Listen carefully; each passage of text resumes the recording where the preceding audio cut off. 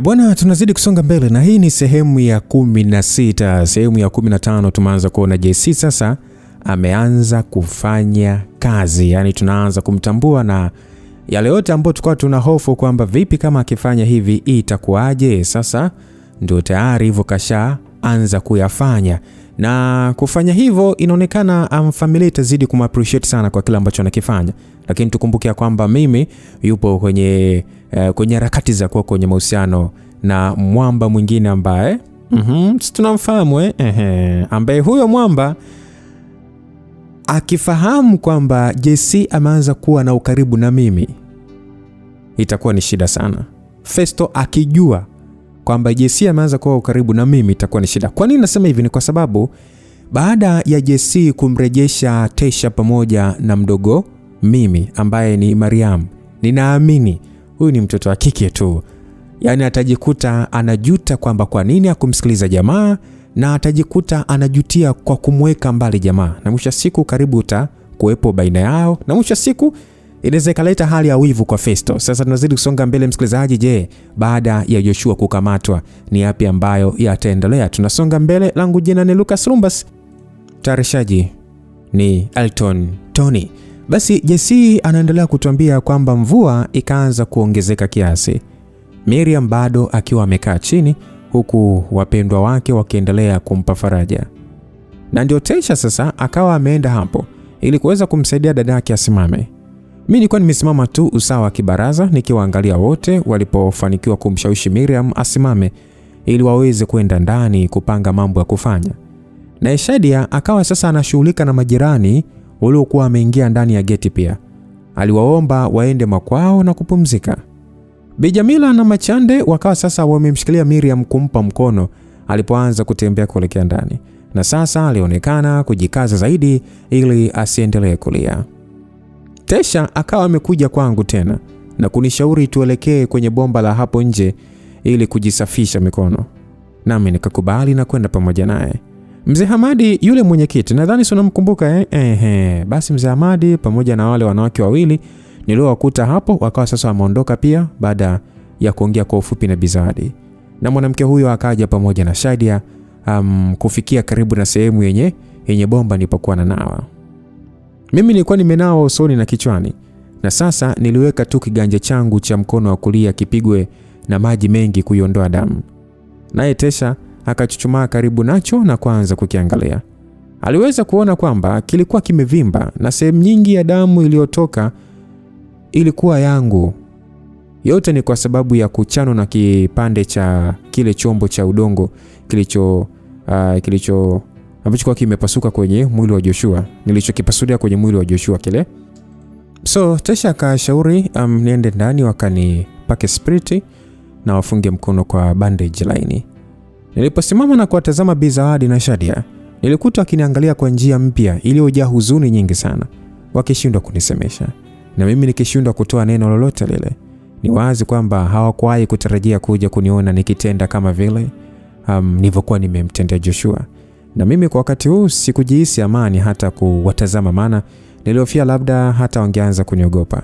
Lakini haikuwa hivyo. Bizawadi mwenyewe akaja na kunishika mkono na bila kusema lolote akaanza kuniongoza kwenda ndani ili sasa wakanipatie msaada niliohitaji. Nikawa mtulivu tu. Tukaingia sebuleni, nikaenda na Tesha mpaka kwenye chumba chake. Na nafikiri Miriam na Bi Jamila walikuwa chumbani kwake kule ili kuchukua vitu alivyohitaji, alafu ndio waelekea hospitali. Kwa kuwa sasa Mama Chande alikuwa jikoni akionekana kuweka vifaa fulani kwenye mfuko, na Shadia akajiunga naye. Nikiwa chumbani na Tesha, rafiki yangu huyu akawa ananiambia jinsi ambavyo kumpiga Joshua kama vile nilivyokuwa nimefanya ilikuwa ni kitu alichotamani mno kukifanya pia kwa muda mrefu sana. Na akanipa sifa kuwa lilikuwa ni jambo sahihi kabisa. Basi nisimama tu huku nikimtazama jamaa bila kuhisi aweni yoyote pamoja na yote. Na ndio Bizawadi sasa akawa amekuja na kisanduku chenye vifaa vya huduma ya kwanza na kutoa pamba, dawa na bandage. Kisha tukakasa kitandani kwa Tesha, naye akaanza kunichua kiganjani kwa spirit akitumia pamba. Of course iliuma, lakini sikujali. Bizawadi alikuwa akiongea pamoja na Tesha kwa hisia sana kuelekea swala zima la Joshua na Adija. Akisema alivunjika sana moyo. Na aliumia mno kumuona Miriam akiteseka wakati dada wa watu walikuwa wakijitahidi sana tu. Alikuwa akijitahidi sana kuiunganisha hii familia. Tesha alionyesha kumuelewa dada yake pia, lakini akasema kwamba hilo ndio lingekuwa fundisho kwa Miriam, kutokuwa na moyo mwepesi mno wa kuamini mtu kwa sababu tu ya kuwa ndugu. Na alijua dada yake alijutia mno. Nilikuwa nawasikiliza tu bila kusema lolote. Naye Bi Zawadi akawa amemaliza kunifungia bandage kiganjani na kisha kuishika mikono yangu kwa pamoja. Akanishukuru sana kwa kuwa msaada mkubwa kwao na kuniomba radhi pia kutokana na matatizo ya familia yake kusababisha na mimi niumie kama hivi nilivyokuwa nikiumia rohoni. Akawa anasema ameona ni jinsi gani ambavyo nilimjali sana Mariam mpaka kukasirika namna ile na kukaribia hata kumngoa kichwa Joshua. Nami nikaendelea kumtazama tu kwa utulivu, nikiwa bado sijanena lolote lile kwa sababu ya kukosa amani moyoni. Bi Zawadi alipokuwa amesimama ili sasa arudishe kisanduku cha huduma ya kwanza chumbani kwake, Bi Jamila akawa ameingia pia. Hivyo nami nikasimama na kumwangalia. Mwanamke huyo akaweka ganja chake usawa wa mdomo huku sasa akiniangalia kwa macho yenye huzuni sana.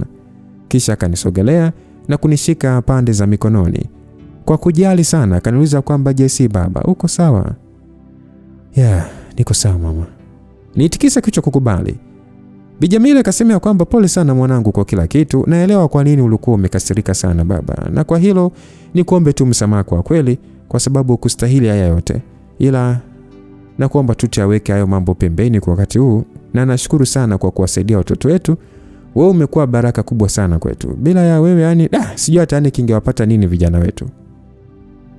Bi Jamila aliongea hivyo kwa hisia sana. Basi bwana, aliposema anaelewa kwa nini nilikuwa nimekasirika sana, nikawa nimetambua kuwa alijua sababu iliyofanya mpaka siku ile nikakorofishana na Miriam na mwanamke huyo kunipiga kibao, ikionyesha kwamba huenda Miriam alikuwa ameshamwambia yeye na labda hata Bi Zawadi pia. Hivyo kwa njia fulani hapa ni kama alikuwa anaomba radhi kwa niaba ya Miriam. Hapana mama, usiseme hivyo. Hamjanikosea kwa lolote, kwa hiyo ondoa maneno ya kuomba msamaha. Na ni Mungu tu ndio mkubwa amesaidia.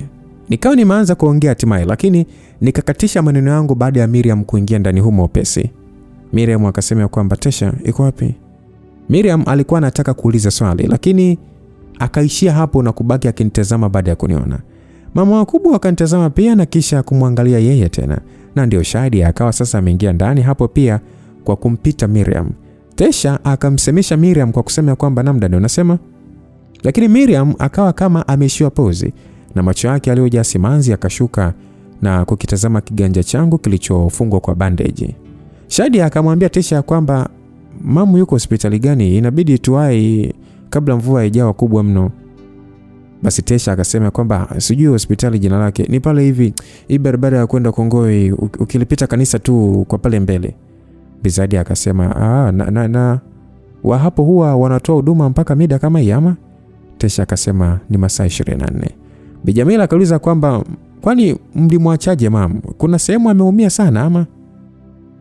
Basi Tesha na mimi tukaangaliana kwa ufupi, kisha Tesha akasema kwamba tumemwacha anaangaliwa na daktari, alizimia tu kwa sababu ya kuishiwa nguvu. Alikuwa anaogopa sana ila hajaumia. Bi Zawadi akasema Mungu afadhali jamani. Basi mimi nikaa mtulivu tu, huku Miriam akiushikilia mlango na uso wake ukielekea chini kwa huzuni. Shadi akasema kwamba Mungu ni mwema sana, mama atakuwa sawa. Jamani basi twendeni basi. Shangazi, nyie mtabaki si ndio? Bi Zawadi akasema hapana, na sisi tunataka kuja kumuona mama. Basi akamwangalia Miriam naye akasema kwamba mtamuona tu mama, ila sasa hivi ni saa 9, mnahitaji kupumzika angalau mpate nguvu. Bi Zawadi alitaka kusisitiza akasema kwamba lakini Miriam akakatiza akasema usijali mama, nyie pumzikeni tu, mimi nitakuwa na mama Chande pia. Mkilala mtapata nguvu ila asubuhi mje. Hasa we mama mkubwa hapo bado unatumia dawa na unahitaji kulala. Miriam alisema hivyo na kuelezea maneno hayo ya mwisho kwa Bi Jamila. Mama zake wakubwa wakaonekana kuridhia. Shadi akamuuliza Tesha kwamba na wewe si unakuja au macho anauma sana uendelee kupumzika? Tesha akasema mimi nimeambiwa natakiwa kulala, yapumzike ili hizo dawa zifanye kazi. Mimi nitabaki na mama hapa. Nyie waini tu, maana tuliwaacha wanamhudumia mama na hatujalipia pia, wasije wakagairi kumsaidia. Shadia akasema sawa. Shadia alisema hivyo na kumsogelea Miriam. Sasa Bi Jamila akaniuliza akasema kwamba JC baba, unaenda kupumzika si ndio? Aliniuliza hivyo huku sasa akinishika begani. Kabla sijatoa jibu, Tesha akasema kwamba kaka, si ulikuwa unarudi tena kwa mama kwa ajili ya yale mambo muhimu uliokuwa umeongea na daktari Baada ya Tesha kusema hivyo, nilitulia kidogo nikitafakari maneno yake. Nami nikatikisa kichwa kukubali, nikasema ya kwamba yes ndio. Tesha akasema basi JC atende na nyie. Tesha alimwambia hivyo Miriam. Nilikuwa simwangalie Miriam moja kwa moja, lakini ningeweza kuona akitikisa kichwa kidogo kuonyesha uelewa na kisha kutazama chini. Hatukutaka kupeana za uso bado. Basi Shadia akasemesha tu kwa upole, akasema kwamba ni sawa JC, wewe kwenda kama uko fresh poa, kama unaweza ukawa umechoka sana au labda na wewe upumzike alafu utakuja hospitalini asubuhi si ndio? Shadia alisema hivyo. Nilimwangalia kwa kusema ya kwamba hamna, nitaenda na nyie, nahitaji kuongea na huyo daktari. Basi baada ya mimi kuambia hivyo, Shadia akasema kwamba sawa. Kwa sekunde chache macho yangu na ya Miriam yakawa sasa amekutana tena. Na aliniangalia kama vile anataka kunikwepa, lakini kukawa kuna kitu kinamfanya ashindwe. Nami nikamkazia macho kwa makini. Kisha ndo akashusha yake na kusema kwamba twendeni. Naye akatangulia kutoka. Wanawake wengine wakafuata baada yake, nami ndio nikamwambia Tesha kuwa nisingeweza kurudi hospitali nikiwa na t-shirt ile ambalo limeloana. Kwa hiyo kwa akili yake mwenyewe akawa amenitolea ile jezi yake ya Simba ili kubadili, kisha ningekuja kumrudishia. Ilikuwa ni kuhisi uzito tu wa kwenda tena kuankia kubadili mavazi, kisha ndio nije kuwasindikiza wanawake hawa. Na japokuwa nilihisi uchovu, usingizi ulikuwa umenipaa. Yaani sikudhani hata kama ingewezekana kuja kulala kabisa. Kwa hiyo nikavaa jezi, kisha ndio nikakausha maji yaliyokuwa nyweleni na nikaziweka katika hali nzuri ya kuzichana. Halafu sasa tukatoka pamoja na Tesha kuelekea nje. Yaani hii sehemu kwa vioje ilikuwa ni hatari. Toka nimefika kwa ajili ya likizo, nyumba ya Miriam haikuishiwa mikasa iliyokuwa inalemea sana hisia. Sio kwangu tu, ila kwa wote waliohusika, na hasa zaidi mwanamke huyo. Nadhani hata mwenyewe unaweza kuungana na mimi. Tangu nimekanyaga hapa unafahamu yote yanayoendelea. Walikuwa wameshafungua geti na Miriam akalitoa gari lake mpaka nje, kisha ni Mama Chande ndiye ambaye akalifunga geti na kuelekea nje pia. Inaonekana alikuwa hapo kutoa support kubwa sana kwa hii familia, maana naye alienda kuingia kwenye gari. Kwa hiyo nikawa sasa mimi nasubiriwa mimi pekee. Nikagonga tu kiganja changu kwenye kiganja chake Tesha kama kumuaga, nami nikawapita mama wakubwa pia na kuwatikisia kichwa kwa kuaga pia. Yaani raha kwa pande zote haikuepo. Nikatoka na kwenda kwenye gari nikitarajia kukaa siti za nyuma, lakini nikakuta Shadia na Mama Chande wameketi humo, na siti ya mbele pembeni na dereva ilikuwa wazi ikiachwa kwa ajili yangu. Kulikuwa na unoma fulani hivi wa wazo tu la kukaa pembeni yake Miriam. Lakini anyway, hakukuwa na namna bana. Mimi nikaingia, hii ikiwa ni mara ya pili niko ndani ya gari hilo na bibie mwenyewe. Sijahesabu kuwa ya tatu, maana nimeondoa ile ya kwangu na Tesha wakati wa msiba wa Joy. Hii ni kwa mimi na Miriam mwenyewe. Kwa utulivu wa kiume tu nikakaa na kutazama mbele na Miriam akaanza kuliendesha gari. Ulikuwa ni mwendo uliojaa ukimya mwingi sana. Hakuna muziki, hakuna mtu kukohoa wala kuchafya. Yaani ni huzuni tele iliyokuwa imejilaza ndani ya hilo gari. Ningeshusha uso wangu kiasi na kumtazama Miriam kwa macho ya chini, na mwanamke huyu alikuwa makini tu kuendesha gari vizuri tu bila kuniangalia hata kidogo. Lakini macho yake alijaa hali ya wasiwasi mwingi. Hakutaka kunitazama kwa sababu alihisi hatia. Na kwa sababu ya kuwaza zaidi juu ya hali ya Mariam, huenda ndio ilimfanya kwa hivyo. Na hata kwanza mimi mwenyewe niliona kwamba ni kama alikuwa akiogopa mno, lakini mbele yetu sote alionyesha kwamba yuko imara. Nilimwonea huruma. Alikuwa ni mwanamke mwenye moyo mzuri sana. Moyo wake mzuri uliomsukuma mpaka amsamehe Joshua kwa mabaya yote aliyotenda kwa muda mrefu ili tu aiunganishe familia yake. Ndio kitu kilichokuwa kinamfanya awe imara. Kwa hiyo sasa hivi baada ya haya yote kutokea, ni wazi kwamba huo uimara ulikuwa umevunjika. Na huenda hata hakujua afanye nini tena, kwa sababu angehisi ni kama ameshindwa, kwamba hawezi. Kila kitu ambacho Joshua aliwahi kumwambia kwamba hawezi kwa sababu ya yeye kuwa mwanamke, ndio hisia ambayo nadhani Miriam alikuwa akipitia kwa sasa. Kulikuwa na mambo mengi kuzungukia swala hilo lote mpaka kufikia kwa Mariam. Angehitaji kuwa imara zaidi kutokea hapo, maana ikiwa kama angekata tamaa, hawa ndugu zake wengine wangeumia sana. Alikuwa ni mpambanaji mzuri sana huyu mwanamke, lakini kama vile tu nilivyokuwa nimemwambia siku ile, akanizabua kusoni. Akanikwangua kofi. Kila kitu, yani of course hakutakiwa kubeba mambo yote mwenyewe. Kuna wakati angehitaji wengine pia wamsaidie. Na ndio maana hata kwenye watu waliosomea masuala ya management, kuna swala la kugawiwa majukumu watu. Yani wewe mwenyewe usiwe CEO, wewe mwenyewe usiwe secretary, wewe mwenyewe usiwe SG katibu mtendaji, utachoka. So gawa majukumu. Maana maisha ni kusaidiana. Hata kama mtu unahisi kwamba utaweza kubeba yote peke yako, bado zipo sehemu tu hata na wewe utahitaji msaada. Miriam alihitaji kufungua moyo wake juu ya hilo na kuacha kuhisi kwamba wengine wakitaka kumsaidia basi atakuwa kama mzigo kwao. Sijui ni kwa nini tu alikuwa anafikiria hivyo. Yote hayo nilikuwa nayawaza kivyangu tu mpaka tukawa tumefika kwenye ile hospitali tena. Tukashuka nami nikaona kwamba sasa gari moja la maskari tuliloliacha hapo muda fulani nyuma halikuwepo. Kumaanisha yule Yohana angekuwa ameshatolewa hapo hospitali baada ya kuondolewa kwa risasi yake mguuni. Nikawaongoza wanawake mpaka kufikia kwenye chumba alichokuwa amelazwa Mariam, kukuta binti akiwa amelala na yule muuguzi aliyesema angemwangalia akiwa hapo kutimiza wajibu wake. Miriam, Shadia na Mama Chande wakakielekea kitanda cha binti na kuanza kumwangalia kwa simanzi, huku mimi nikiwa nawaangalia tu kutokea kwenye mwingilio. Naye muuguzi akawafuata na kuanza kuongea nao. Dada mtu alijitambulisha na wenzake pia na kuuliza hali ya mgonjwa. Muuguzi akawaambia kwamba aliendelea vizuri sasa na alikuwa ametulia zaidi, ila kwa maelezo mengine ingebidi daktari aje kuwapatia. Basi akawaacha kwa kusema anaenda kumuita daktari, na ila amefika usawa wangu nikamuomba twende pamoja, naye akakubali na kunitangulia. Basi mdogo mdogo tu tukavuka vyumba kadhaa na kufikia mlango wa ofisi ya daktari, na muuguzi huyu akaomba kuingia ndani humo na kuruhusiwa. Nikafuata nyuma yake, naye ndo alikuwa ameanza kumwambia daktari kuwa familia yule binti mweupe ndio ilikuwa imefika pamoja nami, kwa hiyo aende ili aongee hasa na dada wa huyo msichana. Naye daktari akakubali kwa kutikisa kichwa.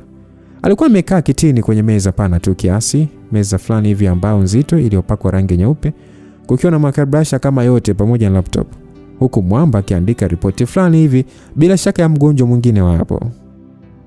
Muuguzi akatupisha na kutoka ndani humo kabisa. Ndio daktari sasa akasimama na kusema kwamba amekuja dada yake pamoja na nani?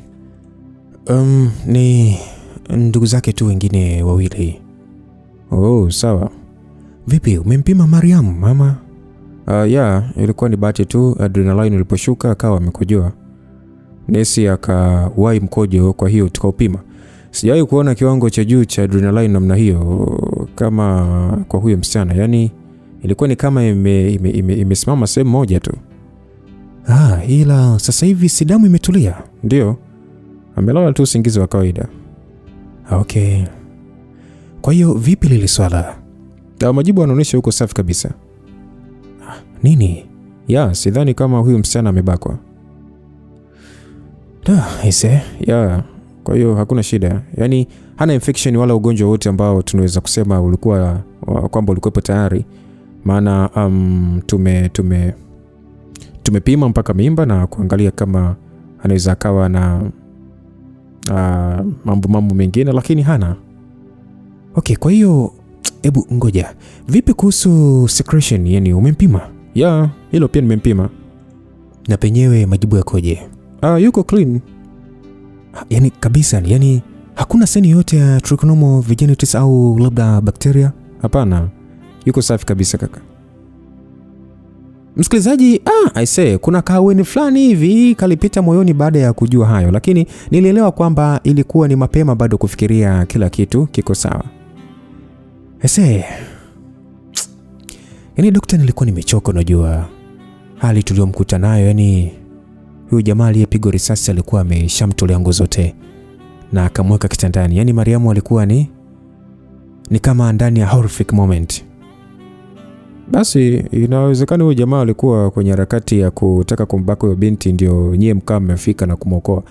Kwa hiyo sidhani sana kama alikuwa ameshamwingia. Sema kama mtataka kuwa sure zaidi, basi akiamka vizuri umpeleke kwenye hospitali yenye vifaa bora zaidi. Mpeleke hata Muhimbili ukamwangalie. Ila sidhani sana kama mtakuta tatizo lolote. Labda okay, yale ambayo yatafuata ndio. Na leo ndio najua. Okay, natumaini tu kusina tatizo lolote kabisa. Yaani hakuna binti yote anayestahili mambo kama haya hata kidogo. Anyway, asante sana kwa kila kitu kaka. Basi alinishika begani kirafiki na kusema kwamba usijali, twende huko nikawaondolea hofu na hao wengine. Ona, nakuomba jambo moja. Yaani waelezee tu kwamba hali ya Mariam iko sawa kwa sasa. Lakini issue ya ubakaji iongelee na dada yake tu.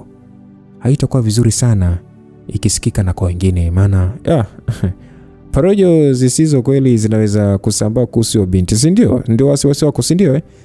Sitaki itokee. Yaani nailinda heshima yake. Sawa, sijali, naelewa. Okay, naelewa, unafanya vizuri. Sawa, twende. Basi baada ya hapo tukaondoka ofisini kwake na kwenda mpaka kwa Mariam tena. Nikiwa nimemuuliza daktari kuhusiana na gharama za matibabu ya binti Mariam toka amefika hapo. Naye alikuwa ameniambia kwamba kila kitu kiliorodheshwa ndani ya faili dogo maalum kwa ajili ya Mariam, na ni yule muuguzi ndiye aliyekuwa nalo. Kwa hiyo daktari alipokuwa sasa amewafikia wakina Miriam na kuanza kuongea nao, mimi nikamuita muuguzi huyo na kumuomba ambatane nami mpaka sehemu ambayo ningeweza kutoa malipo kwa ajili ya binti. Naye akaongozana na mimi.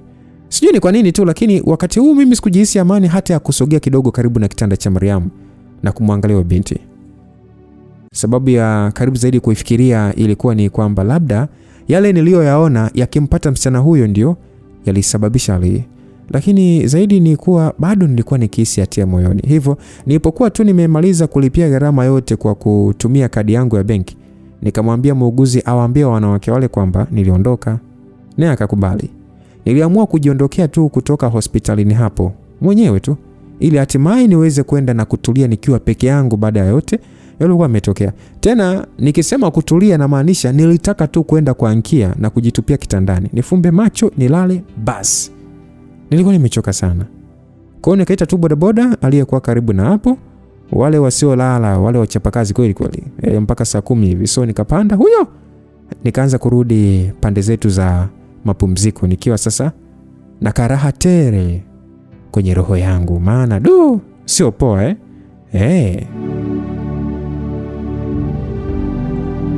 Sasa nimekuja kuamka asubuhi ikiwa bado mapema kweli. Na kilichoniamsha ilikuwa ni mwito wa simu yangu iliyokuwa inapiga kelele bila kukoma. Nilikuwa nahisi kichwa kinavutwa. Yote ni kwa sababu macho yanakuwa ni kama mazito mno. Wengi la usingizi likiwa kali sana. Na hiyo hali iliniambia kuwa sikuwa nimelala kwa masaa hata kupita matatu. So nikaichukua simu na kukuta mpigaji ni Madam Betha, nami nikalegea kitandani hapo na kufumba macho kwanza nikiwa nashusha pumzi 2-3 kwanza. Nikawa nakumbukia tu namna ambavyo nilifika hapa ile siku na moja kwa moja kuja kitandani na kulala, na sikujali mbu wala joto. Yaani nilifika tu na kufumba macho, na sasa hivi tena nikawa nimekatishwa pumziko langu na huyo mwanamke. Simu ikaacha kuita, kisha ikaanza tena. Najua jana madam alikuwa amenitafuta, lakini kutokana na jinsi hali ilivyokuwa sikuweza kumjibu. Sasa hapa bila shaka alikuwa anataka kunioshia moto. Nikafumbua macho yangu yaliyojaa ukungu na kuipokea. Kisha nikaweka simu sikioni. Hello, madam. Nilisema hivyo yani kwa hali ya uvivu sana. Wewe, hivi unataka nikufanye nini yani? Unataka kunifanya mimi ni mtoto mdogo sana eti? Hamna. Nimetingwa, kuna issue ilikuwa imetokea. Wewe sitaki uniambie upuuzi. Ni hivi, nataka ufike hotelini upesi. Mimi napanga mambo ya maana alafu unaleta mchezo. Hivi unajua gharama nayotoa? Sio hivyo. Ona. Nakuja, kulikuwa tu kuna dharura tu ndio maana nikawa. Mimi sijali bwana, fika hotelini haraka sana. Ikipita saa 6 hujafika hapa.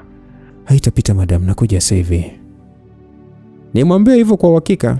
Nikasikia kisonya kwa hasira kisha ndio akakata simu.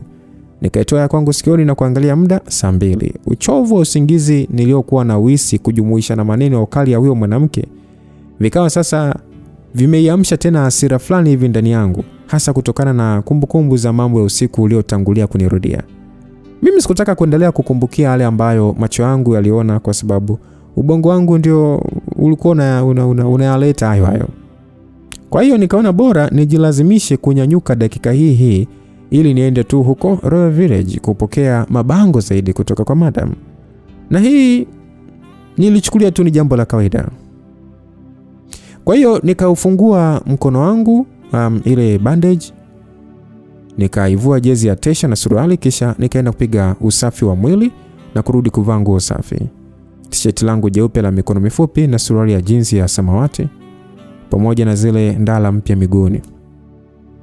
Na nikajifunga kwa bandage tena kiganjani mpaka sehemu ya mwanzo ya mkono. Ningekuja kumrudishia Tesha jezi yake baadaye endapo kama singekwenda kutafunwa na madam huko hotelini. So mimi sikutaka akili yangu ichanganywe kwa lolote lilani. Sikutaka hata kuanza kutafuta mtu yote sijui eti niulize Mariamu anaendeleaje sijui nini. Hapana. Nitaka tu hii siku iwe ya mambo mengine kwanza. Hayo mengine najua ningeakuta tu. So nikatoka na kufunga huyo mdogo nikaanza kutembea kuelekea upande wa Masai na kupapita kwa kufata njia ambayo ingenifikisha lami. Ilikuwa ni saa 3. Ilikuwa ni saa 3 sasa. Ardhi ilikuwa na hali mbichi, yote ni kwa sababu mvua ilionyesha usiku, lakini jua liliwaka kwa ukali kwa kadri ya mida asubuhi hiyo. Sasa watu wenye shughuli za asubuhi ndio walionekana hapa na pale wakiendelea na biashara zao, nami nikiendelea na mwendo tu mpaka nilipofikia eneo la ile shule ya nursery ambalo ndio likafanya nikumbuke tena kwamba Tesha aliniambia yeye na mdogo wake walitekwa wakiwa hapo. Kwa hiyo nikataka kupapita haraka tu, huku bado kichwa kikiwa kinavuta kwa mbali. Na ndipo kukawa na mungurumo wa gari kutokea nyuma yangu. Mimi sikugeuka kuliangalia kwa sababu nilitembea pembeni kwa kuacha nafasi katikati ya barabara iliyotosha kuliruhusu lipite bila shida. Lakini nilipohisi limenikaribia tu, honi ikapigwa kidogo, nikageuka na kuliangalia. Ilikuwa ni gari aina ya Toyota Prado, kubwa tu na nyeupe. Ilikuwa ikija taratibu kiasi kuonyesha kwamba honi hiyo ilipigwa ili nisimame. Kwa hiyo nikasimama. Na ile nimefika karibu, yani gari lilipokuwa limefika karibu na mimi, yani mpaka usawa wa mlango wake wa mbele, nikawa sasa nimemuona aliyeendesha na nilimtambua. Alikuwa ni yule mwanamke Sugar Mami niliyekutana naye Masai na kuunganishwa kwake kupitia Bobo, yani Rukia. Alionekana kuwa makini kweli kwa asubuhi hii, akiwa amevalia kiofisi zaidi. Alivaa shati la kike la satini nyekundu pamoja na sketi yenye kubana ya rangi ya maziwa, ikionekana kufikia tumboni kiasi kwa kulichomekea shati hilo kwa ndani. Alivaa miwani mipana kiasi yenye kuonyesha macho yake na wigi la nywele fupi tu ambalo lilikuwa limeshonewa kwenye nywele zake kichwani, lipstiki nyekundu midomoni, saa rangi ya dhahabu mkononi na mkufu mwembamba shingoni ulioonekana kupitia wazi mdogo tu wa kifua cha juu kilichokuwa wazi. Nikawa sasa namtazama kwa makini. Akasema kwamba za asubuhi, nikamjibu tu safi. Vipi unaenda wapi? Naingia makumbusho mara moja. Oh, unaenda kuchukua daladala? Ndio. Basi panda basi nikusogeze hapo mbele. Alisema hivyo, sikutaka kuzunguka. Nikafungua mlango wa hilo gari na kupanda. Nilikaa pembeni yake Sugar Mami, kisha ndio akaendelea kuendesha taratibu kuelekea lami. Basi Rukia akaniuliza kwamba umeumia mkononi au? Ya, kidogo tu, nilijikata na chupa. Pole sana. Makumbusho kuna nini sasa? Basi aliuliza hivyo na mimi nikiwa nimegamiza tu kichwa kwenye siti, Nikamwambia kwamba nimeitwa na bosi wangu. Oh, kazi gani unafanya? Madawa. Pharmacy. Yeah. Okay. Mbona mbali sana? Ina maana unatoka kila siku Mbagala mpaka Makumbusho kwa ajili ya kazi na kurudi? Mbagala sio makazi ya jumla. Nimekuja tu kutembelea. Ila mimi sio wa huku. Oh. Ila unaonekana kama umechoka. Ulichelewa kulala nini? Yeah, mambo mengi tu. Mambo mengi Ndio maana ukaamua kunizingua ule usiku, si ndio? Mbona hujibu? Ile siku ulienda wapi? Nikakutafuta lakini hata simu zangu upokei. Nilipata na dharura, sikutarajia. Ndio maana nikakwambia mambo yalikuwa mengi. Yaani sijapata hata muda wa kujali simu. Sawa. Nilimtazama usoni kivivu, nikiona alivyokuwa na kautulivu fulani hivi kazuri. Nami sasa nikamwambia kwamba najua ulijisikia vibaya lakini sikufanya makusudi, ilikuwa ni nje ya uwezo wangu. Sawa, haina shida. Una mambo mengi, imeeleweka. Alisema hivyo, nikarudia kutazama pembeni. Kwa hiyo vipi sasa, mke wako upo naye huku au umemwacha huko ulikotoka? Sina mke. Na nakuomba tusongelee hayo. Niambie unaenda wapi sasa hivi? Mimi naingia kazini. Umependeza. Una uhakika utaki tupite sehemu fulani kwanza tupige quick lafu ndio uingie kazini? Nitachelewa bwana. Nilitazama pembeni tena na kumwambia kwamba haina shida, nakutania tu. Tutapanga hata baadaye ukiwa free na mimi nikiwa free, wewe nitafute tu. Basi nikamwona kwa jicho pana namna ambavyo aliniangalia mara kwa mara kama vile anatafakari kitu fulani. Hivyo nami nikamtazama nikamuuliza kwamba vipi? Akaibana midomo yake kwanza kisha akasema kwamba nilikuwa nafikiria tu sehemu nzuri ya kwenda pamoja na wewe. Yaani sasa hivi. So umesema utachelewa? Sijachelewa sana. Hata hivyo mimi ndio bosi. Aliniambia hivyo. Nikaangalia mbele tukiwa sasa lami sasa na tupo hapo mwendoni kuifikia Rangi Tatu. Niliposema kuhusu kwenda kupiga mechi fupi pamoja naye, nilikuwa najaribu kumtania tu ili ile hisia ya kujisikia vibaya imuondoke. Lakini nadhani akawa sasa ameachukulia maneno yangu kwa ufikirio halisi. Labda nilikuwa nimemfanya atamani jambo hilo haraka. Kwa kuwa ndio kitu alichokuwa analilia tokea mara ya kwanza tumekutana. So akaniuliza kwamba ama wewe ndio utachelewa. Aliniuliza kwa sauti yenye matumaini. Nikamwangalia na kusema kwamba sawa, twende sehemu nzuri tu tucheze kidogo, tutapanga mengine baadaye. Basi akaonekana kufurahi kwa jinsi alivyotabasamu kiasi. Nami nikalishika shavu lake na kulisugua kidogo kwa kidole changu ili sasa aone fahari. Kisha akaendelea kuweka makini barabarani kuendesha gari. Hisia zangu zilikuwa kwenye hali ya kukosa raha bado. Hivyo nilitaka tu kufanya jambo hilo na huyu mwanamke ili niulazimishe tu mwili wangu upate raha hata kama roho yangu isingepata furaha. Kwa hiyo Rukia akaendelea kuendesha mpaka pande za Mbagala Complex na huko akawa sasa ametufikisha kwenye hoteli moja pana yenye ghorofa 6 na mimi bila kujali ni wapi ama panaitwaje nikaambatana na mwanamke huyo mpaka ndani na kufanikiwa kupata chumba kwenye ghorofa ya pili. Alilipia yeye mwenyewe. Kilikuwa ni kisafi, kitanda kipana cha 6x6 chenye mashuka meupe, kabati la nguo pembeni, bafu na choo humo ndani. Na hata TV iliyokuwemo ilikuwa kubwa. Yaani ile tumeingia tu, sikutaka kukaa kupiga story kwanza.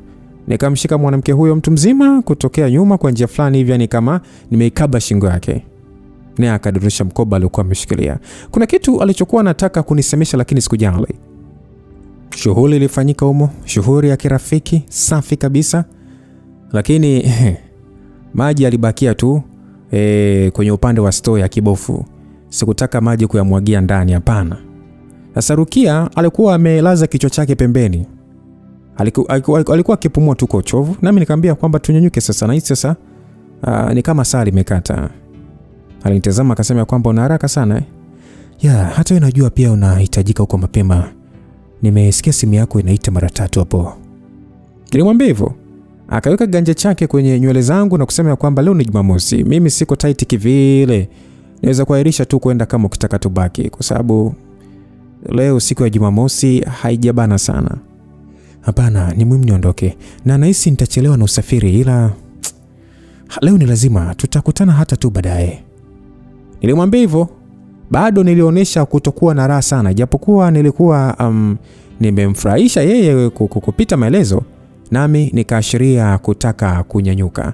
Hivyo akasogea pembeni kuniruhusu nitoke. Nikamwambia kwamba una maji mengi sana. Alitabasamu kiasi na kusema kwamba umenipagawisha sana, wewe ni mzuri alafu na unajua. Hata wewe mwenyewe, ngoja basi nikajimwagie maji faster. Nilimwambia hivyo na kutoka kitandani. Moja kwa moja bafuni, nikarudi tena chumbani. Nilikuwa najitahidi kukimbizana na muda, maana tayari ilikuwa imeshafika saa 4:30. Na kutoka huku mpaka huko kwa Madam Betha kwa misukosuko barabarani, niliomba tu nisiweze kuchelewa sana. Sasa mimi nikawa nimejikausha maji pale, nikaachana nywele vizuri, kisha nikaanza kuvaa nguo zangu tena. Huku Rukia akiwa bado kitandani na sasa akiongea na simu yake. Nilipokuwa nimemaliza kuvaa t-shirt langu, akawa sasa ameachana na simu yake na kuniuliza kwamba si tungeondoka wote. Ingekuwa fresh ila nimechelewa sana. Kuna issue muhimu sana leo. Bosi atamind hata kama nikisema kuna jamu. Kwa hiyo acha tu niwahi. Nilimwambia hivyo. Akasema kwamba unapanda daladala au mwendo kasi. Kutokea huku unapanda bodaboda mpaka pa kuchukulia daladala ndo nielekee huko. Mwendo kasi mpaka Kariakoo. Yes. Ivani. Kama utaweza basi chukua boda au bajaji kupeleke huko moja kwa moja. Usishindane na mikwaruzo ya daladala. Aliniambia hivyo. Nikamwangalia tu usoni baada ya yeye kuniambia hivyo, naye akasogea upande wangu na kuokota mkoba wake, kisha akatoa pesa kutoka humo. Noti za 10,000 akahesabu kidogo kisha akanipatia. Nikazipokea huku sasa nikizitazama kimaswali kiasi. Ni kwamba alikuwa ananilipa au hii nini? Nilimuuliza hivyo. Akiwa sasa amesimama mbele yangu, sasa kavaa taulo iliyofunika mwili wake kutokea kifuani mpaka usawa mapaja. Nauli utaenda, halafu baadaye nikiwa free nitakuita uje sehemu nyingine. Nauli 50,000. Kumbe una hela chafu hiyo mbona ni ndogo sana? Waacha we. Nilisema hivyo huku sasa nikimwangalia kwa makini. Akatabasamu huku sasa ameibana midomo yake.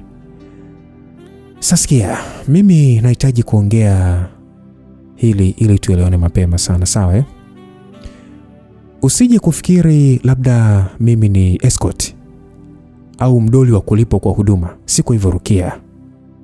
Kweli Basi ni vizuri na mimi sina shida. Nimekuelewa sana toka muda. Hata kama una videmu vingi tayari, mimi shida yangu ni penzi lako tu. Umeona nini kwangu ambacho unaona mmeo hana? Ni hivyo tu, mimi nimekuelewa wewe. Mume wangu ni mtu wa safari mno. Na najua hata yeye ana vipoza roho huko anakoendaga. Mimi nimekupendea tu pigo zako. Una pigo nzuri sana. Na nataka nikupe matunzo mazuri wasiojua kukupa hao videmu wengine, basi mimi nitaplay part yao vizuri sana. Una maringo sana wewe.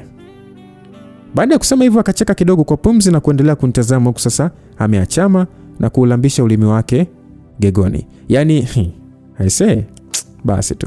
Nikamuuliza kwamba una miaka mingapi? Akaniambia 45. Na wewe je? 28. Ndio maana una nguvu. Uko kwenye peak. Unanifanya najisikia kama denti vile. Hainiambia hivyo kwa mada. Nikiwa sasa naendelea tu kumtazama, akasogea karibu zaidi na kupitisha mikono yake mabegani kwangu, akielekea usoni ili sasa aweze kunichuma. Mimi nilikuwa ni makini sana. Basi alivyomaliza akanitazama machoni, akauliza kwamba baadaye tukutane, si ndio? Niliguna tu nikamwambia kwamba usijali, nikiwa free mimi sitakuangusha, kikubwa tu mawasiliano. Akasema sawa. Basi nilipenda tu namna alivyokuwa na kautulivu fulani hivi kalikofanya hali nzima ni ijaye amani.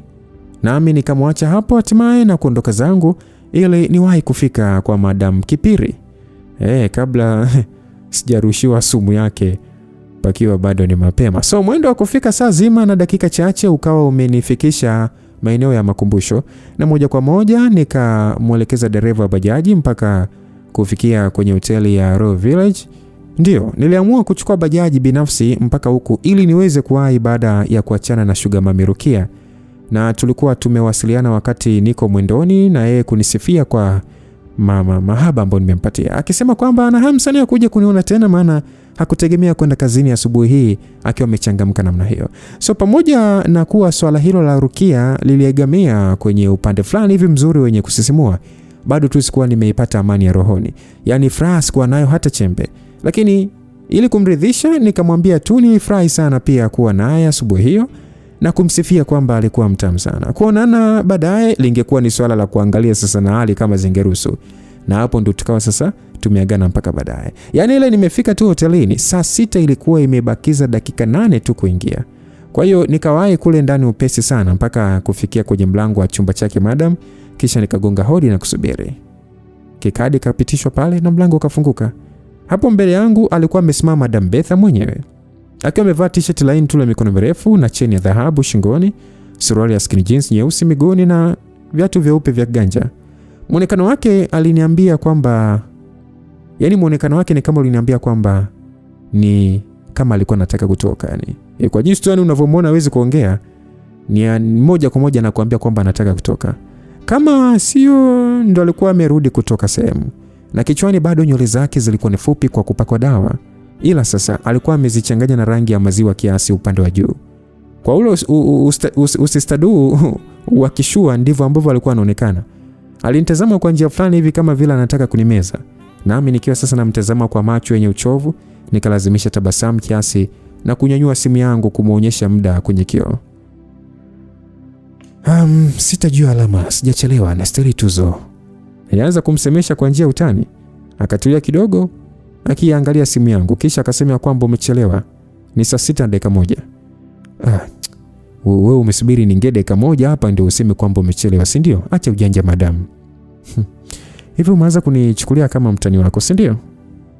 Aliniuliza hivyo kwa sauti makini.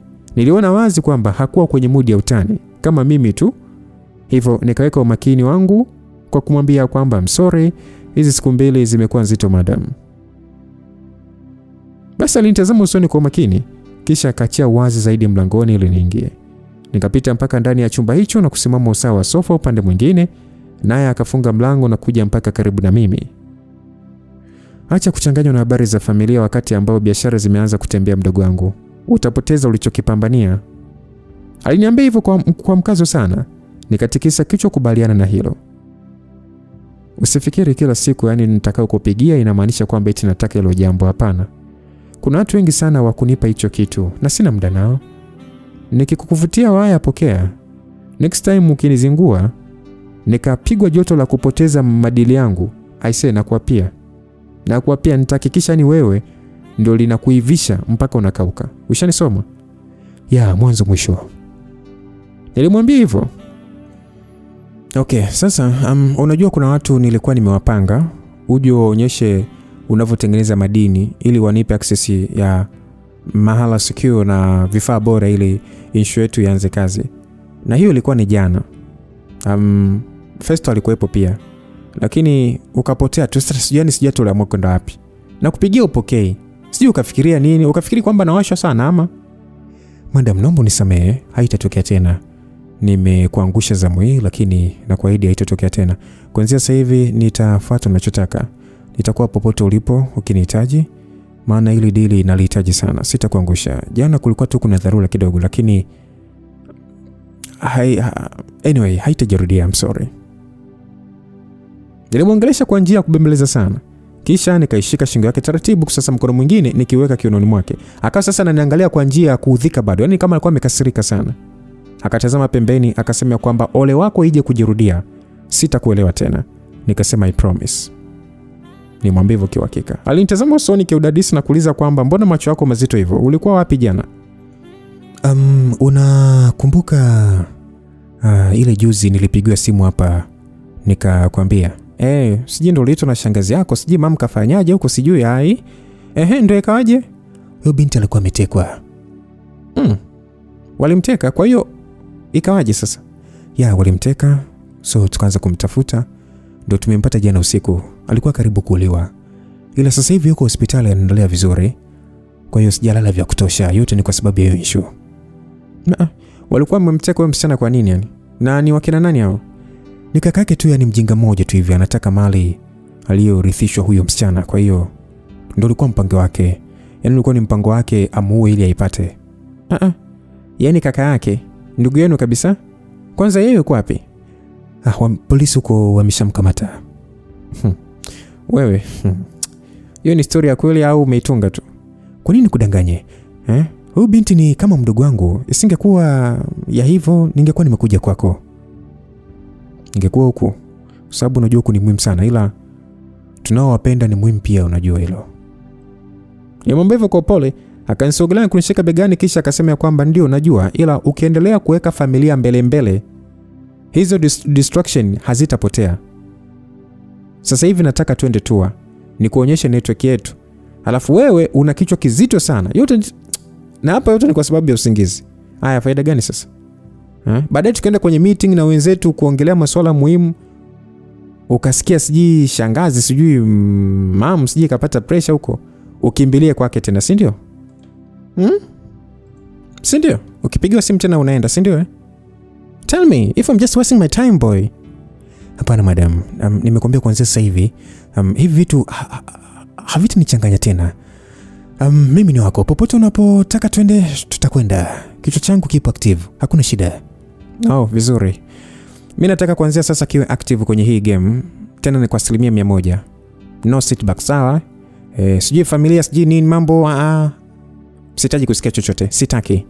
Nahitaji uwe sambamba na mimi. Okay, niambie cha kufanya. Haya, uje ukae hapa. Alisema hivyo, nikatulia kidogo nikitafakari maneno yake. Njoo hapa tukae wote bwana. Ndio utakuwa karibu na mimi. Utafuata chochote nitakachokuelekeza na kutimiza kwa haraka. Na hautavurugwa na maisha ya kurukaruka kama ulionayo huko Mbagala. Umenielewa? Alisema hivyo kwa makini. Nikatazama chini kwa kutafakari zaidi. Alikuwa akinipa ofa ya kuja kuishi hapa hotelini pamoja naye, ili tufanye alichotaka nikiwa karibu zaidi. Hii ingekuwa njia nzuri sana ya kuweza kumharibu mwanamke huyu. Yaani kuishi na adui kwa ukaribu kabisa ili kujua siri zake na kutoa taarifa muhimu za mambo yaliyoendelea kwa Ramadhani. Lakini hii ingemaanisha kwamba nilipaswa kuondoka Mbagala na kumwacha Mariam akiwa bado hajapona vilivyo. Tena hasa baada ya matatizo yaliyokuwa yamempata. Huenda hata hali yake ndio ingenihitaji zaidi. Kulikuwa na kitu ambacho kilitokeza kama malaika wawili. Mmoja mweupe, mwingine mweusi.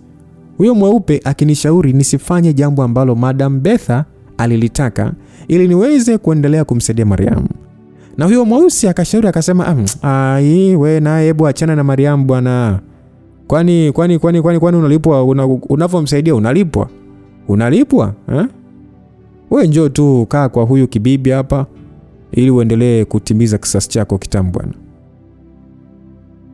Msikilizaji, nikawa nimekwama katikati ya fikra tofauti za maamuzi ambayo kichwa changu na moyo wangu vilitaka niachukue. Ningefanya nini? Nielekea upande wa malaika mweupe ama malaika mweusi? Sielewi bwana.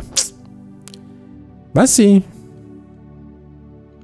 swali la Betha likanifanya nimtazame usoni tena baada ya yeye kuona nimebaki kimya tu. Bado nilikuwa na nikitafakari pendekezo lake la kuja kukaa naye hapa hotelini. Yaani kweli unataka nije tukae hapa wote? Mimi najua nilichokisema. Amua, utakuja hapa au? Aliuliza hivyo kwa uhakika. Mimi nikatulia kidogo. Kisha nikatikisa kichwa kuonyesha kwamba nimekubali na kumwambia sawa, nitakuja tukae pamoja. Akaonekana kuridhishwa na jibu hilo. Naye akashusha pumzi ya utulivu. Nikamwambia kwamba itabidi nije kwenda kufuata vitu vyangu baadaye. Naye akajibu ya kwamba baadaye, sasa hivi tunatoka. Si uko vizuri? Nikamwambia yes, niko poa. Akasema okay, vizuri, tunaingia kivukoni kwanza alafu mbona huo mkono umefanyaje? Aliuliza hivyo kiudadisi, alionekana kuwa na haraka. Kwa hiyo nikamwambia kwamba nilijikata tu kidogo, hakuna tabu, wewe wenzetu. Basi akatoka mbele yangu na kwenda kubadili viatu alivyokuwa amevaa, akivaa vile kama mabuti ya kike kama yale, sijata nikuelezea yani. Nadhani unafahamu ile mabuti ya kike mazito fulani hivi yani, pamoja na koti fulani hivi zito la manyoya kwa juu ambalo lilionekana kuwa la gharama. Kwa hiyo utazunguka na mimi na tunda la toko tu ama utavaa viatu? Chukua zile pale sneakers. Hamna bwana. Mimi leo nataka tu miguu iwe free. Twende tu, mimi niko poa. Nilimwambia hivyo. Akachukua kimkoba kilichokuwa kitandani na kuanza kuja upande wangu. Naye akasema kwamba jiweke tayari HB. Nahitaji personality yako ya kibabe na ya smart uionyeshe vizuri mbele ya wote tutakokutana nao. Leo tunaenda kukutana na watu wenye mifuko. Tena bila festa kuwepo. Kwa hiyo nikikutambulisha kwao kumbuka kwamba uko na queen. Kwa hiyo nijionyeshe kuwa king. Sawa, usiogope. Mimi na wewe. Ungekuwa umekuja na mtoko kama suti hivi ndio wangekuona kuwa king. Lakini hapa watakuona tu kama low life. Sasa hapo ndio point yenyewe. Sasa wataona una uwezo mzuri sana wa kutafuta vitu vyenye thamani hata kutokea majalalani. Mimi ni dhahabu yako. Na leo ndio unaenda kuonyesha kwamba umenitoa udongoni ili nije kuongezea ufanisi. Nilimwambia hivyo, akawa sasa ananiangalia kwa tathmini. Sasa mimi nikaishika hereni yake sikioni na kisha shingo yake, nami nikamwambia kwamba usiwe na hofu madamu wangu. Yaani state unayotaka utaijenga tu, kwa hiyo usiwe na wasiwasi. Twende ukawaishie. Basi tabasamu kiasi kwa kiburi na kutikisa kichwa kubali. Naye akasema kwamba okay, tuondoke. Basi mimi nikakaza meno yangu na kushusha pumzi, kisha nikageuka pia ile sasa kwenda na mwanamke huyo. Nikiwa namfuata kwa nyuma, nilikuwa nawaza tu kuhusu uamuzi nilioamua kuuchukua wa kuja kukaa na mwanamke huyu badala ya kubaki Mbagala ili kuendelea kutoa msaada niliokuwa nampatia Mariam. Sio kwamba eti mimi sikutaka tena kumsaidia, lakini ilikuwa tu nimewaza labda kwa wakati huu ningetakiwa kukaza fikra zangu kwenye issue ya Madam Betha zaidi, kwa kuwa nilikuwa nalisogelea lango la kumwangusha kwa karibu zaidi. Mariam alihitaji msaada wenye utaalamu mwingi zaidi ya ule niliokuwa nampatia, hata kama alikuwa ameonyesha nafuu mwanzoni. Kwa hiyo najua tu ilipaswa tu kufika wakati ambao ningetakiwa kukaa pembeni. Labda sasa ndio ulikuwa huo wakati. Hata hivyo nilihitaji zaidi kuwa jinsi ambavyo nilikuwa tokea nimefika kwa Mbagala. Yaani nisijiachie mno kulemewa na hisia za kujali sana ambazo sikutaka ziweze kuongoza maamuzi yangu, badala ya kukazia fikra lengo muhimu zaidi la likizo yangu, yaani kupumzika. Isingekuwa salama mno kuendelea kujiingiza kwenye mambo ya watu wengine baada ya kuhakikisha namweka Betha mahali ambapo anastahili. Kwa kuwa hiyo ndio aina ya maisha niliyokuwa nataka iwe ya kwangu. Sababu nizijua mwenyewe tu. Na kukumbukia jambo hili sasa kukawa kumenirudishia akili ile niliyokuwa nayo mwanzoni ya kuacha kuwa soft mno. Ningetakiwa kujitahidi sana na kufikia sasa. Sikujua kama ingewezekana, maana ile hali ya kujali sana ilikuwa imeshaanza kuiteka mno nafsi yangu. Huo soft ungetoweka kweli? Lingekuwa ni jambo la muhimu sana kujiondoa tu kwenye yale mazingira ili niweze kufanikiwa. Ndio sababu nikaona kuja kukaa na adui yangu kwa wakati huu kungesaidia kufanikisha hilo. Basi bwana, tukaanza mizunguko na huyo mwanamke. Aisee, Betha alinipeleka sehemu za ukweli na kunikutanisha na watu mpaka viongozi wa serikali niliokuaga naona mitandaoni tu na kwenye runinga, wakiwa ndani ya huu mtandao wao wa madawa ya kulevya na wakifurahia maisha ghali sana kwa kufanya mambo mengi ya kifisadi. Nilijua hayo yote kwa kuwa na mimi nilihitaji kujionyesha kuwa, kujionyesha kuwa comrade wa masuala haya. Na Betha alikuwa ananionyesha ni kama ananionyeshia kwao kwa kuonyesha kwamba utashi wangu ungekuja kuibua faida kubwa kwenye biashara zao pia. Sikutarajia kwamba bado alikuwa na baki la madawa yale niliyokuwa nimetengeneza, lakini ndio alikuwa anaitumia kuwaonyeshia mfano na kuniachia uwanja ili sasa niwaelezee namna ambavyo nilibuni kitu cha namna hiyo na jinsi ambavyo kingetawala soko kuanzia nchini mpaka hata nje. Hawa watu walionikutanisha nao hawakuwa wale ambao niliwakuta kule kwenye kasino, bali hawa walikuwa wale wenye pochi nene ambao ndio walinunua na hata kuuza madawa pia, wakiwa ndio watu waliofikiwa na mambo haya kwa usalama kupitia daraja la ulinzi, yani Festo. Sijui inaeleweka. Lengo la Madam Betha lilikuwa ni kuongeza kama jeshi hivi la watu ambao wangesaidia kwenye maandalizi yote ya vifaa, mahala mpaka utengenezaji wa hii kitu kwa kiwango kikubwa, lakini kwa njia ambayo ingekuwa ya siri zaidi ili isitambulike kwa vyombo vya usalama kama maskari. Kama tu namna ambavyo yeye na wale wengine wa kwenye kundi lake walivyokuwa na sehemu ya siri ya kukutana kule kasino. Alihitaji msukumo wa haraka ili awe na sehemu salama ya kufanyia uumbaji wake wa hili swala. Kama vile tuseme duka kubwa la nguo au kiwanda kidogo ambacho kingeonekana kutengeneza mikate, lakini kiwe na sehemu ya siri ya kuendeshia huo mfumo kimya ndani kwa ndani. Hawa wanunuzi na wawekezaji walionekana kufurahishwa sana na sample walioonjeshwa na njia yangu ya kuwashawishi. Na nilifanya ionekane kama vile nililielewa hili game kwa ufasaha wa hali ya juu. Hivyo matokeo yakawa ni mazuri na asilimia kubwa ya hao wote wakaahidi kuweka ufadhili wao kwa Madam Betha. Alifurahi sana huyu mwanamke. Kila mara ambayo tungeingia kwenye gari lake, ili kufanya mzunguko mwingine. Angeniambia jinsi ambavyo aliona hii issue ikija kuiva mapema tu. Yote ni kwa sababu ya kubarikiwa kwangu kuwa na kichwa kizuri. Bila kujua mwenzake hapa nilikuwa natunza notes zingine tofauti ili kuja kuyasomesha haya mambo yote somo kubwa. Tulizunguka kwa watu mno mpaka kufikia saa 12 jioni, na ndani ya wakati huo tulikuwa tumepita sehemu nzuri tu tukala pamoja. Beth akanipitisha kwenye maduka makubwa ya nguo na mitindo ambako alikuwa na mashosti wa kishua pia na kunionyesha kwao. Akanunua nguo na viatu pia. Yaani mood yake ikawa nzuri tofauti na ilivyokuwa nilipomkuta pale hotelini.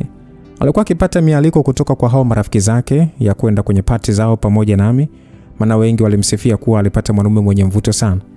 Naye akasema haikuwa na shida, ila kama wangeniiba angewaonyesha nini maana ya maumivu ya mwiba. Yale masiara ya wanawake kwa nje tu ndivyo ilivyokuwa, ila kumbe kwa ndani walikuwa na maanisha. Kwa hiyo saa 12 tulipokuwa sasa tumeanza kurejea hotelini kwake, alikuwa akiongea mambo mengi sana juu ya mipango yake kutokea hapo baada ya mikutano yetu na wale watu wa majuu. Lakini mimi nilivutwa umakini na mawazo kuelekea simu yangu. Kuna wakati Bizawadi alikuwa amenipigia, lakini sikuwa nimeweza kupokea kwa sababu nilikuwa niko na Betha. Na Tesha hivyo. Sasa ndio mama huyo akawa amenitumia ujumbe kunijulia hali na kusema kwamba kwa wakati huu Mariamu alikuwa ametolewa kwenye ile hospitali na alipelekwa na dada yake kwenye hospitali nyingine. Na kama nikipata nafasi niweze kwenda pale kwao ili tuongee mawili matatu. Mimi sikuona kuwa vizuri kumkaushia tu mama wa watu. Kwa hiyo nikamtumia ujumbe mfupi kumwambia sawa tungeonana, na pia kuomba radhi kuzikosa simu zake. Yote ni kwa sababu ya kuwa busy. Baada ya Betha kuona niko makini sana, akauliza ikiwa nilikuwa nimeanza kuwaza tena mambo ya familia. Nami nikamwambia hapana, kichwa tu kiliuma. Yote ni kwa sababu ya kutokulala kwa masaa mengi. Basi ndio tukapita kwenye duka moja la dawa na mwanamke huyo akanifuatia yeye mwenyewe, alafu akarudi na kuendesha gari. Alikuwa anafanya vitu kama hajali sana. Yaani ile haya, shika hizo hapo kunywa. Huku sasa akizirusha dawa kwangu. Nami nikawa namtazama tu kwa kumsoma vizuri.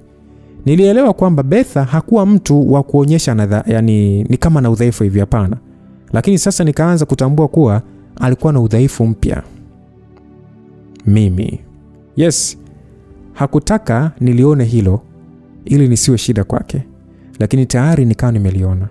Labda ndio nilikuwa kwenye hatua za mwanzo za kuwa kama udhaifu wake bila yeye mwenyewe kutambua.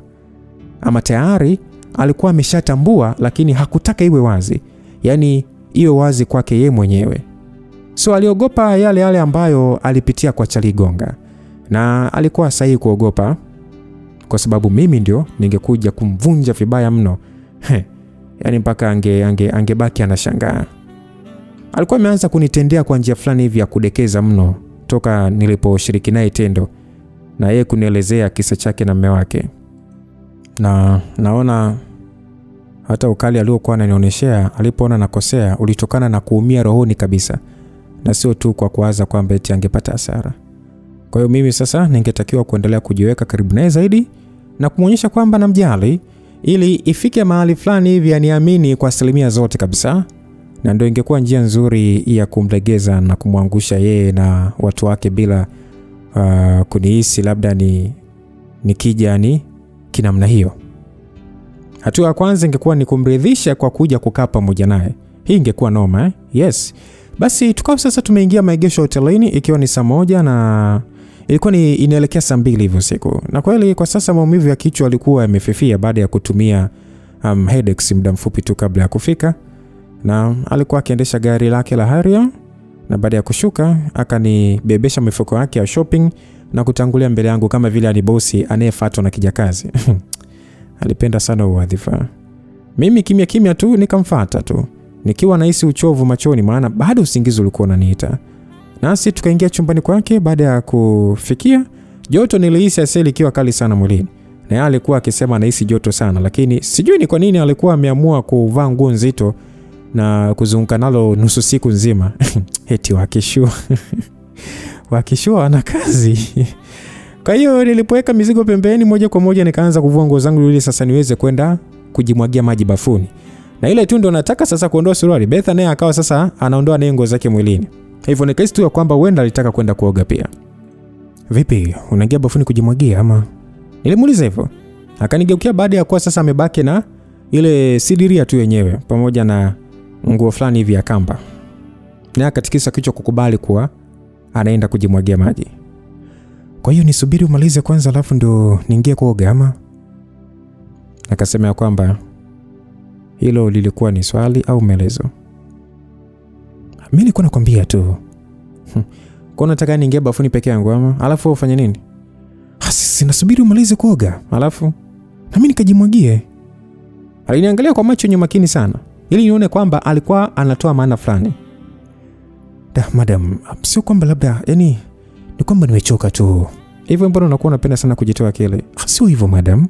Ila kwanza unajua kwa issue za jana, kutokulala, mizunguko ya leo, yani joto liko high. Najua unataka kidogo angalau, ila wewe sio kidogo. Nataka joto high. Umesikia? Sample nzima ya koki imeenda. Na wewe haujatengeneza nyingine. Kwa hiyo mimi sina cha kunipaisha. Kwa hiyo acha kudeka. Haya. Ingia kwa bafuni ili mambo mengine yaweze kufanyika. Madam, wewe. Hivyo hujui kinachofanyikia huko cha bafuni kina. Hebu ingia kwa bwana. Twende bafuni. Alisema hivyo. Sawa wanawake jamani. Wanawake angeniua. Mimi nilikuwa nahisi uchovu sana jamani. Yote ni kwa sababu ya yaliyofanyika kwa Rukia. Beth hakujua kuhusu hilo. Kwa hiyo kwa kiasi fulani ilikuwa ni makosa yangu. Ukitegemea mwanamke huyu alijiona kuwa kama mmiliki wangu baada ya mimi kumwambia leo kwamba ningefanya atakavyo kwa asilimia zote. So nikaona isiwe kesi. Nikaona basi ngoja niingie tu bafuni naye kuweza kujimwagia maji, lakini kilichotokea humo, I said tulivyotoka ilibidi niwashe AC ili ifanye kazi maana hali haikuwa poa. Baada ya kujilaza, usingizi ukawa umenivuta, nami nikauruhusu unibebe moja kwa moja. Basi bwana, usingizi niliokuwa nao ulinivuta sana. Yaani nilikuwa naamka na kusinzia tena. Naamka tena na sinzia tena. Kulikuwa na hali ya ugiza ndani hapo. Na nikiwa sasa kitandani bado, nikahisi kama vile yani mwili wangu ulikuwa ni kama umeshuka usawa ambavyo hivi kutokea nyuma. Hivyo nikajigeuza taratibu na kukuta ni Betha mwenyewe akiwa amesinzia pia karibu na mwili wangu. So nilimtazama tu, na kwa sekunde kadhaa macho yangu alipokuwa anamtazama, akili yangu ilikuwa inawaza kuhusu hili swala la kutoka na wanawake walionitaka kwa kipindi hiki. Yaani kila mmoja baada ya mwingine. Kuna wanaume huwa wanalilia kupata vitu kama hivi lakini hawavipati pasipo kutoa gharama. Mimi ambaye nilikuwa napewa bure kila kukicha na wanawake wa kila aina, eti ndio nikawa naona kero. Jamani, kuna mambo mengine ambayo yalikuwa ni muhimu kufikiria. Kama nini? Magonjwa. Mimi nilikuwa najiachia kupita kiasi mpaka nikawa sasa sitazami alama za usalama. Ingekuwa jambo la kushangaza yeyote mimi kuwa daktari alafu eti nikawa naishi kwa mtindo wa kiolela tu. Singekuwa ni ajabu sana. Ningepaswa kurudisha akili yangu mahali sahihi zaidi. Na ndio ningetakiwa kupata kitu ambacho kingenisaidia kufanya hivyo. Ingekuwa ni ngumu kwa sababu hata kukitafuta nilikuwa sikitafuti. Badala yake ni matatizo tu ndio alioonekana kunitafuta mimi. Haya maaba ya hapa na pale na kule na huko hayakuwa mazuri. Kwa hiyo hata ile swala la Betha, lakini anyway, ningetakiwa tu kuwa makini sana ili nifanikiwe kutimiza lengo langu la kuwa naye kwa wakati huu bila kujikuta nimeshikizwa sehemu ambayo sikupaswa kushikika. Yaani namaanisha kuwa Betha alionyesha wazi kwamba alihitaji ukaribu wangu kwake uwe zaidi ya biashara tu. Hata kama hakuwa amesema, niliona kabisa kwamba alikuwa ameanza kunipenda. Kwa hiyo hapa ningetakiwa kumaliza huu mchezo bila kuhusisha hisia. Yaani niwe mkatili kweli kweli. Ili siku ya kuja kumbwaga chini kusiwe na kitu fulani hivi kama kumuonea huruma. Si unajua maana hiyo ingekuwa ni udhaifu kwangu.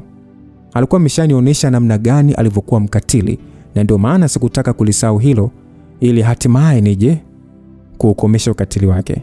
Dakika kadhaa kupita nikiwa sasa nimekaa kutafakari, nikahisi kubanwa na haja ndogo. Hivyo nikajitoa mwilini kwa mwanamke huyo na kushuka kutoka kitandani.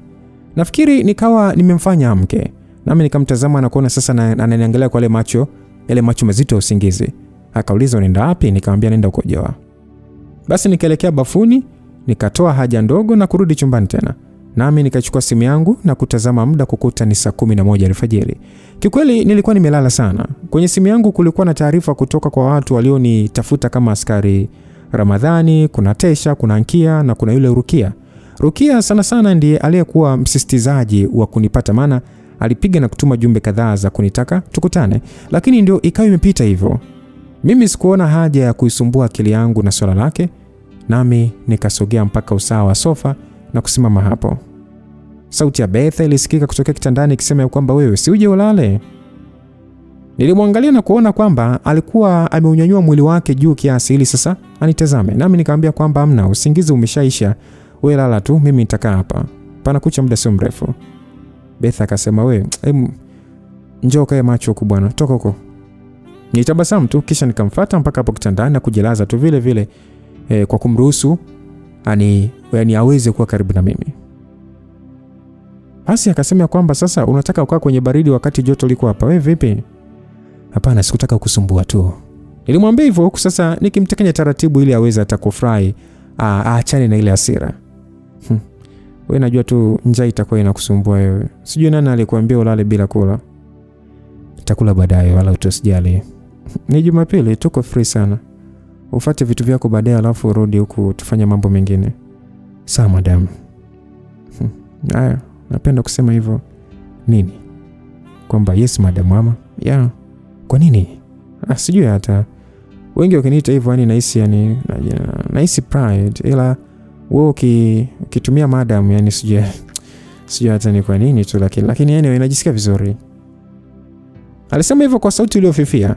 Akawa sasa ameanza kufunguka yeye mwenyewe. Nami nikatabasamu tu na kuendelea kumpa bembelezo kwa namna ya kipekee sana. Basi akasinzia tena, na hapo ni baada tu dakika chache akamelala. Na sasa ikawa imeshaingia saa 1 asubuhi. Alikuwa sahihi kiasi kuhusiana na mimi kutokula jana, maana kwa sasa hivi nilihisi njaa iliyoelekea kuwa kali kwa asubuhi hii.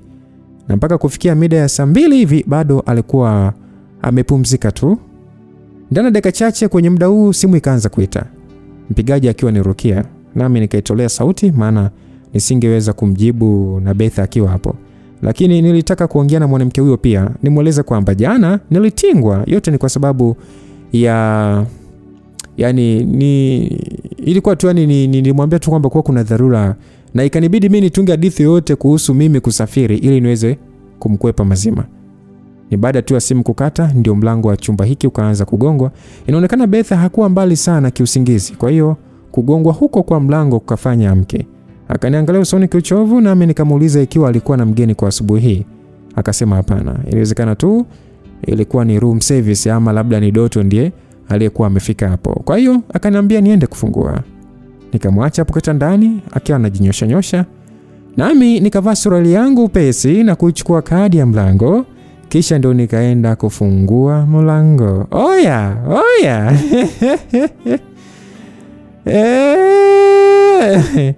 Aliyekuwa anagonga kwanza alirudia kufanya hivyo kama mara 4 kabisa. Na yote ni kwa sababu ya mimi kuchelewa kufungua. Na baada ya kufungua mlango, sikuwa nimetarajia kabisa kwamba angekuwa ni yeye. I say tukutane sehemu inayofuata msikilizaji, kuweza kukutana ama kufahamu ni nani ambaye amemfanyia bonge moja la surprise huyu jamaa wa kuitwa JC. Oya.